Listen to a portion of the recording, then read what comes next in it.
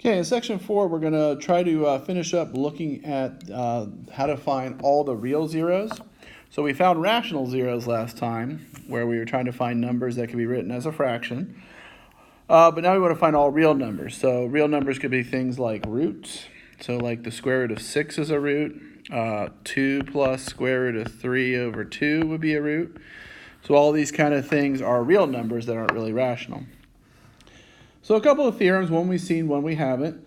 The number of real zeros says this. It says the number of real zeros in a polynomial function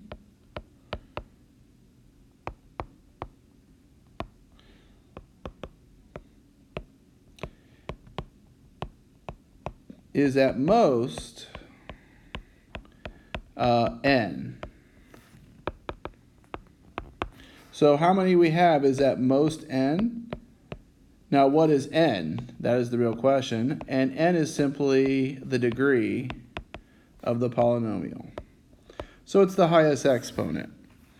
So if we have x to the 5th, the most number of real roots we'll have is 5. Now could we have 4? Sure. Could we have 0? Sure. Could we have 1? Sure.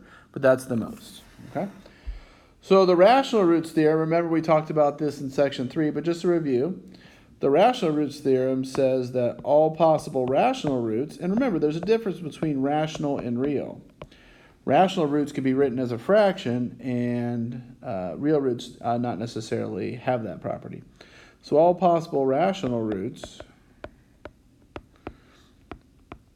are of the form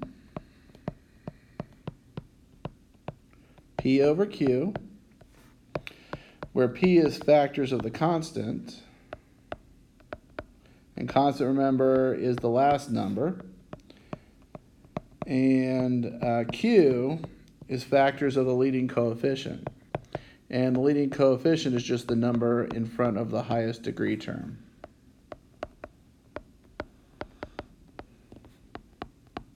So if we look at this example, this is an example we did in the last section, but just to rehash and kind of bring back some of this old stuff.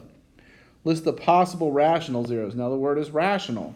These are only the ones that can be written as a fraction. There are probably other ones out there. Because degree 3 says there's at most 3 real roots. So either 3, 2, 1, or 0. So I'm going to look at factors of 6, which are 1 and 2 and 3 and 6. Those are the numbers that multiply to give me 6. So those are their factors. And then the factors of 2 are 1 and 2. So now if I want to figure out the possible rational roots, now again, also possible rational roots are P over Q, where P is some number from this list and Q is some number from this list. So I'm going to take all these numbers here and then divide them by 1. That's going to give me 1, 2, 3, and 6. And then I'm going to take all the numbers in this list and divide them by 2. So 1 over 2. 2 over 2 is 1, which I already have. I don't need to write it twice. 3 over 2, which is a new root. And then 6 over 2 is 3, which is also a root. So all of these are the only possible rational roots. So any other root that's not on this list would either have to be real, so not necessarily rational, so irrational, or complex.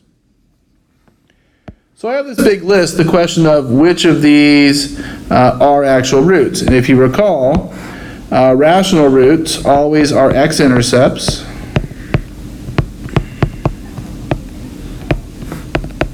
So if I look at the graph, I would try to see which of these actually would be x-intercepts. Or if I plug them in to f of x, you should get 0. If it's a root or a 0.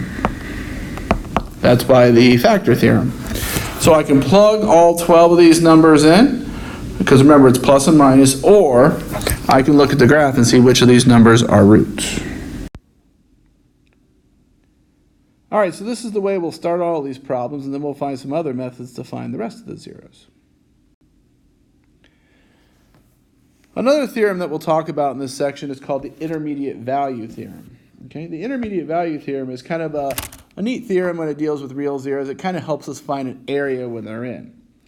So intermediate value theorem says this. It says if we're given a continuous function.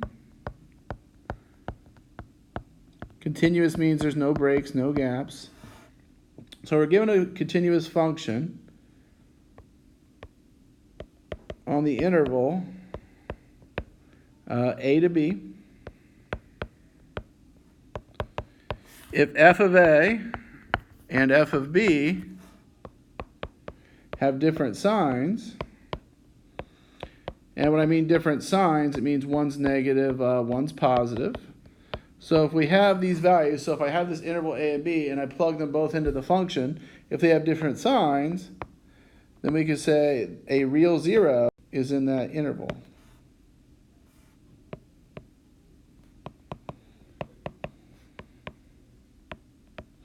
So if I plug in for this first problem, it says I have this polynomial and I have this interval. So if I plug in -4 and -2 and I get the same sign, so they're both positive or both negative, I don't necessarily have a zero in that interval. But if one is negative and one is positive, then I do have a zero in that interval. Because if one's above the axis and one's below the axis, if I connect those 2 points, then I have to get one of them that would be 0. So if I wanted to check this, I would simply plug in -4 and I would plug in -2. So if I plug in -4, I get -4 cubed minus 7 times -4 plus 2. So this first one I plug in, I get -34.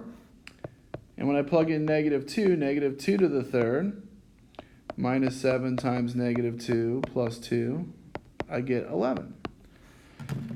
So since they're different signs, you can see the first one is negative and the second one is positive. That means there must be a real zero. So there must be a real zero in the interval -4 to -2. So there's some number between -4 and -2 that I can plug in and I get 0. Also, that means there must be an x-intercept somewhere between -4 and -2. So if I were to graph this function, if I wanted to graph this guy, we would see it has an x-intercept somewhere between -4 and -2 by the intermediate value theorem. Same idea for this one. We have a function on an interval. So if I want to see if there is a real zero in that interval, in this case I'd plug in 0 and 1. So if I plug in 0, I get 0, 0, 0, minus 1, which is negative. If I plug in 1, I get 1 minus 3 plus 5 minus 1. So that gives me 2. So this is negative and this is positive.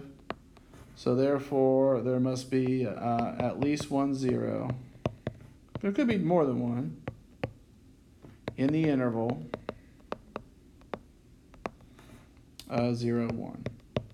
And again, very simple to think about because in this case we have a point that's down here, and at 1 we have a point that's up here. So to get between those 2 points, since it's a continuous function, somewhere I'm going to have to cross that axis. So it's actually a really simple theorem to see where it's derived from.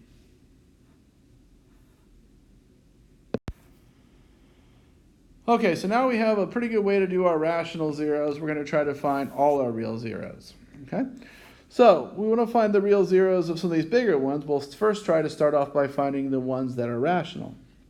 So this first example, let's look through. It says find the real zeros of x to the fourth minus 15x squared minus 10x plus 4. So because the degree is 4, the first thing I always do is I am going to write 4 lines. Because the most real zeros I can have is 4. So there could be 4, there could be less. So I'm going to try to fill up all 4 of these lines. If I fill up all 4 of these lines, I'm definitely done. If not, I might have to go and try to figure out some other ways to find them. So first I'll find the possible rational roots. So the possible rational zeros, remember, are the factors of 24 over the factors of 1. So the factors of 24 are 1 and 24, 2 and 12, 6 and 4, and 8 and 3. And I didn't really have to write anything else because this is just plus or minus 1. So if I divide it by plus or minus 1, I just get these same zeros. So the question is, are any of these rational zeros actual zeros of the polynomial function? So this is where we have two choices. We can either plug these in or we can graph. I think for my money, it's much easier to graph these. So in this case, when I graph it, and I would encourage you to pause your video and to graph this function, it looks something like this. So it goes up, comes back down, and comes back down like this, right? But the cool thing is when I look at these intercepts, all these intercepts are actually really nice values. This is -3, this is -2, this is 1, and this is 4. So any of the numbers from my list that are x-intercepts are rational zeros. So my rational zeros are going to be -3, -2, 1, and 4.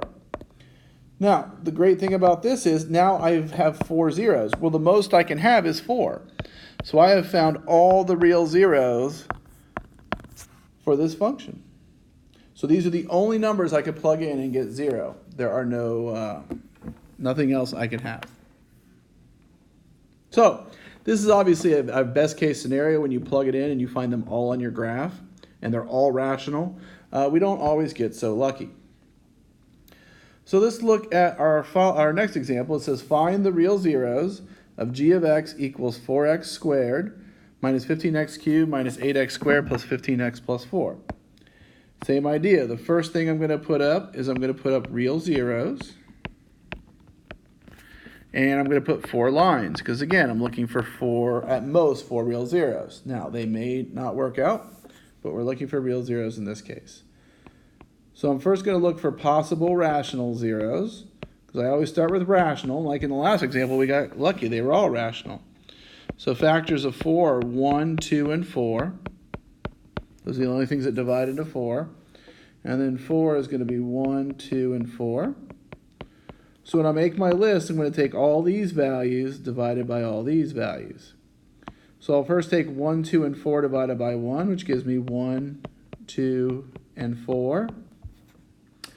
Then I'll take 1, 2, and 4 divided by 2. So 1 over 2 is 1/2. 2 over 2 is 1, which is already on my list. And then 4 over 2 is 2, which is already on my list. So that didn't really add anything but the half. Then I'll divide them all by the 4.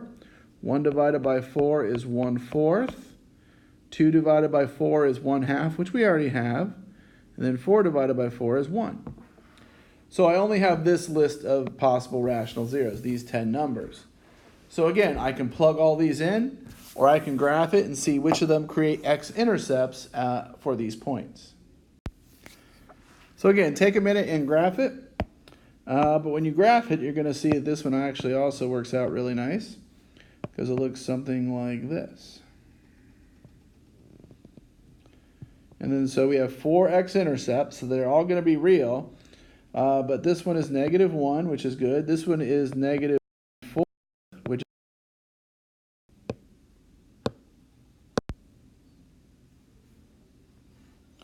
so -1, -1/4, 1, and 4. So those are all rational, they're all real, so we are actually done. So we have -1, -1/4, we have 1, and we have 4. So those are my 4 real zeros, and our real roots theorem says you can have at most that many, so that's all of them. So let's look at this one. It says I want to solve this long equation. But again, it says we want to solve when it's equal to 0. Well, that's really just finding the zeros. So the most real zeros I could have would be 4 or 5, pardon me, because it's a degree 5. So we all put 5 lines up here. And we'll see if we can't fill all these in. So first I'll think about my possible rational zeros. And again, since the first number is 1, I'm really just looking for roots of 42, which is 1 and 42. 2 and 21, 3 and 14, and 6 and 7. Those are all my possible rational roots. So now I'd pause the video, I'd graph it and see which of these work. But in this case, we're not quite as fortunate because we only get 3 of them as x-intercepts. That's -2. So the ones that are work are f equals 0, f of 1 equals 0, and f of 7 equals 0. So any other of those values I plug in do not work. So I wanted 5 spaces filled, and I only have 3 numbers. So the possibility is those other 2 spots are complex, they're not real, something with an I, or maybe they are just repeated roots. Maybe these 2 are both 1 as well. You can have repeated roots called multiplicity in a polynomial function, so that could be what's happening as well. So what we do to figure out what they are is we're actually going to take these 3 zeros we know and we're going to divide it into this polynomial. So I'm going to start with -2, and I know if I do this correctly this should be a remainder of 0 because factor theorem says if I divide a real 0 into my polynomial I should get a remainder of 0. 1, -2, -8, 16, 10, -20, -24, +48, +21, -42, and 0. So now I basically divided out one factor from my numbers. Now, the cool thing is I have 2 more. So instead of going back to the beginning, what we typically do is we take these values we have left over, and we don't worry about the remainder anymore. We kind of eliminate it. And now I will just divide out another 0. So I'll put another line right under it, and I'll divide 1. So, because again, we're just dividing out, we know what the remainder is, +1, just to try to see where we end up. So -7, 3, 3, -21, -21, and 0.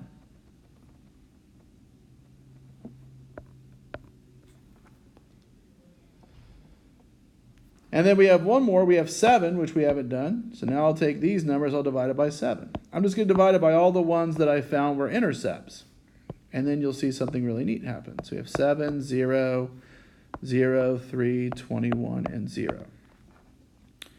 So what I found that's really amazing are these 3 numbers. And it might not seem amazing, but it really is. So I started off with a 5th degree equation. And I divided it out 3 times. So this goes from degree 5 to degree 4 to degree 3. So what I have here at the end is a degree 2 equation. So this is x squared plus 0x plus 3. So to find my missing 2 zeros, all I have to do is really think of, are there any real zeros in x squared plus 3 equal to 0? This does have 2 solutions, but they are not real. This has non-real solutions. Now, in the next section, we can start to talk about these non-real zeros. But in this case, we were only looking for the real zeros. So these last 2 lines, I'm going to put a C for complex. So the only real 0 solutions to this equation is -2, 1, and 7. The other 2 would be imaginary.